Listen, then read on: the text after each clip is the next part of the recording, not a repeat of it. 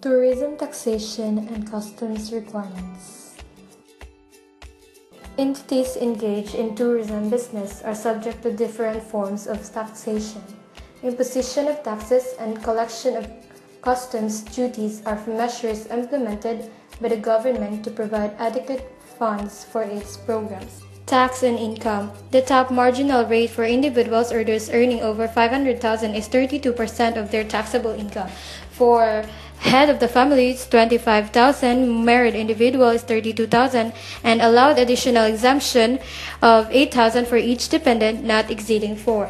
Domestic corporations deriving income from tourism business are subject to pay equivalent of 32% of their tax during taxable year. International carriers are liable to pay of 2.5% of its gross Philippine billings. Other taxes. Tourism business are liable to pay certain types of taxes. Value-added tax, or VAT, is imposed of any person who is in the course of business or who imports goods. Percentage taxes are imposed of some participants of tourism business, including persons who transport passengers for hire.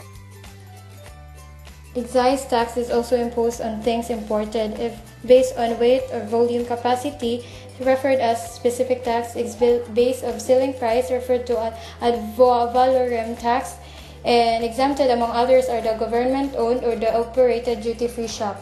Custom requirements. Customs duties are taxes assessed on merchandise imported from or exported to a foreign country.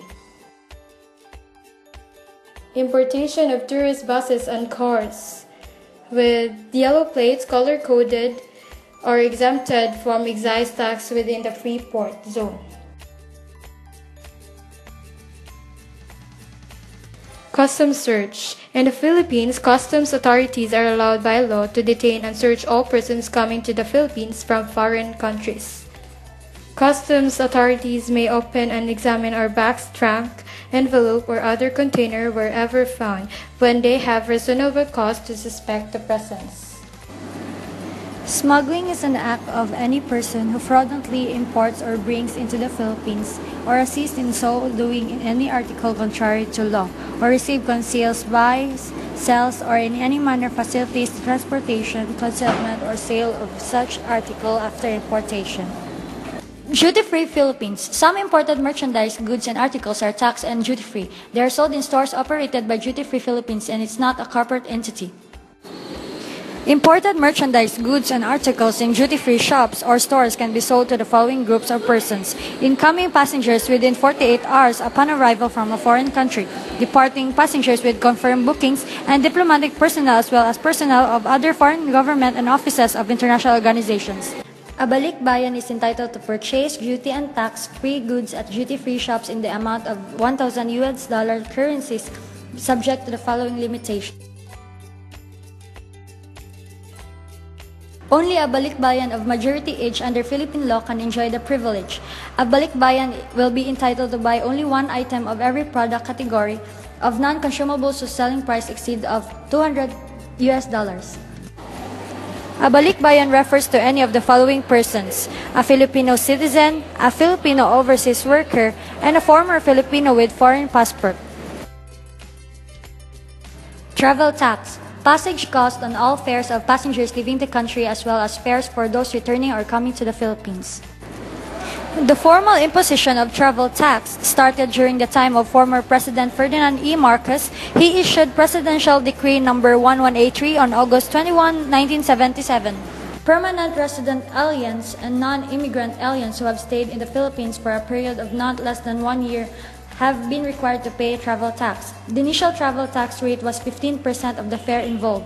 Persons liable to pay travel tax: citizens of the Philippines, permanent resident aliens, non-resident aliens, and non-immigrant aliens. Collections and remittance of travel tax. All airline carriers or their agents issuing international passenger tickets are authorized to collect travel taxes. Carriers engaged in the transport of passengers through chartered flights or shipping agreements, although no tickets are issued in connection therewith, are likewise authorized to collect travel taxes. In case of travel involving non-commercial carriers, the charterer or the owner of the private aircraft or vessel is responsible for the collection of the travel taxes. In turn, travel taxes collected by said carriers and charterers are remitted to the PTA within a certain period of time, and then the PTA remits all the proceeds to the National Treasury. Travel tax exemptions. The following persons are exempted from the payment of travel tax: foreign diplomatic and consular officials and members of their staff who are duly accredited to the Philippines, officials, consultants, experts, and employees of the United Nations Organization and of its agencies, and those exempted under existing laws, treaties, and international agreements. Filipino overseas workers, crew members of ships and airplanes flying international routes who are leaving the country assume their positions therein, and Filipino citizens who are permanent residents of foreign countries.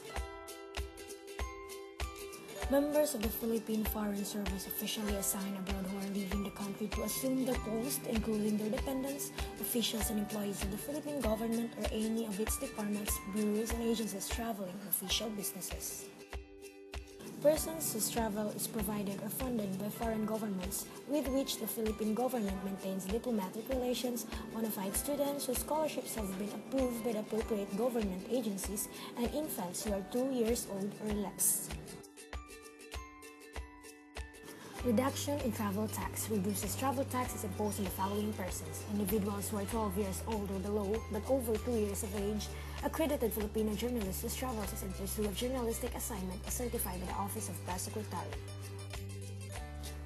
and those authorized by the President for reasons of national interest. Passengers entitled to reduced travel tax are required to submit the certificates of reduced travel tax to the carrier, charterer, or travel agency upon purchase of ticket. The end. Thank you for watching.